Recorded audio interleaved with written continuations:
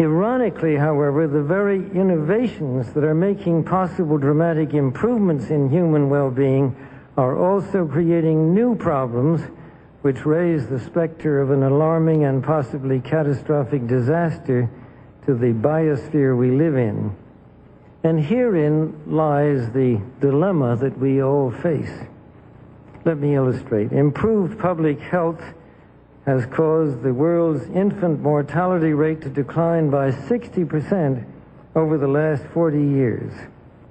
In the same period, the world's average life expectancy has increased from 46 years in 1950s to 63 years today. This is a development which, as individuals, we can only applaud. However, the result of these positive measures is a world population that has risen during the same short period of time geometrically to almost 6 billion people and could easily exceed 8 billion by the year 2020. The negative impact of population growth on all of our planetary ecosystems is becoming appallingly evident. The rapid growing exploitation of the world's supply of energy and water is a matter of deep concern, and the toxic byproducts of widespread industrialization have increased atmospheric pollution to dangerous levels. Unless nations will agree to work together to tackle these cross-border challenges posed by population growth, overconsumption of resources, and environmental degradation, the prospects for a decent life on our planet will be threatened. The recent UN meeting in Cairo is appropriately focused on one of these key issues, population growth.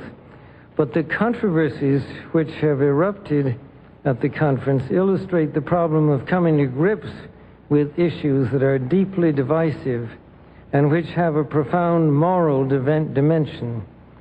The United Nations can and should play an essential role in helping the world find a satisfactory way of stabilizing world population and stimulating economic development in a manner that is sensitive to religious and moral considerations. Economic growth is, of course, an inevitable corollary of a growing population and is essential to improved standards of living. But without careful coordination, unrestrained economic growth poses further threats to our environment. This was a major subject of discussion at the conference in Rio de Janeiro on the environment 2 years ago.